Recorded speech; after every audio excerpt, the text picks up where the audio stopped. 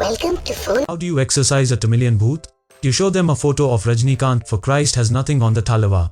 Similarly, what if the booth is a Punjab ki kudi? Just play some bhangra beats and she would break into a full-blown dance. Even if you think these are blatant stereotypes, let us assure you that phone booth is a pop culture bomb. Hello and welcome to Review Rush. Today, we're going to discuss a phone booth movie, which claims itself as a horror comedy. Let's find out if it is or not. Phone booth is a pop culture bomb, exploding with national and international references ranging from Ramsey Brothers' Sasta Frankenstein aka to Ghostbusters. Throw in Bahut Hard for Siddharth, a suitable bhai for Ishan and तुम्हारी Hindi week है क्या बोला तूने?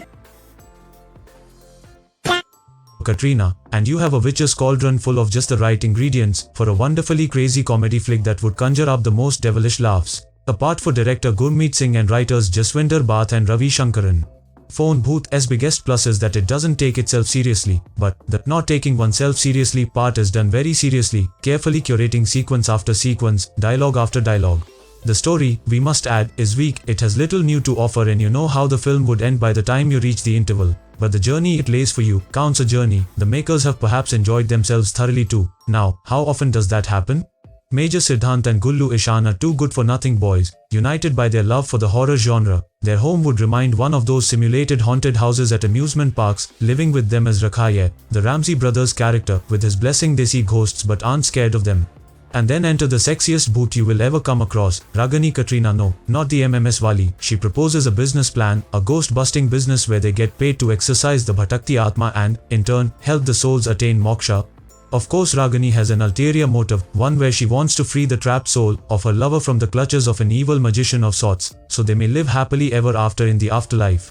Right at this point, you realize that the makers have once again adopted a pop culture reference and turned it on its head. No, Mario doesn't have to rescue his princess, and neither does Prince Charming have to free Rapunzel from the witch's tower.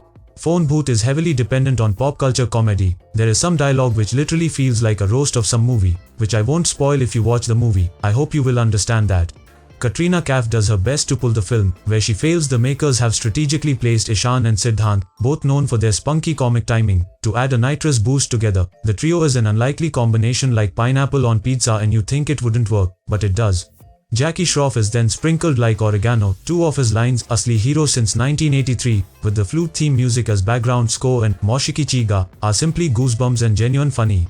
Final thoughts? The movie is better than expectations that one expects from Bollywood nowadays, but it is still much better Delhi air jo aapko jeene bhi nahi deti aur marne bhi. With all that said, that was video guys. Hit like and subscribe agar tumhe bachpan mein आहट देख कर डर लगता था. I'll see you in the next video. Until then, bye bye.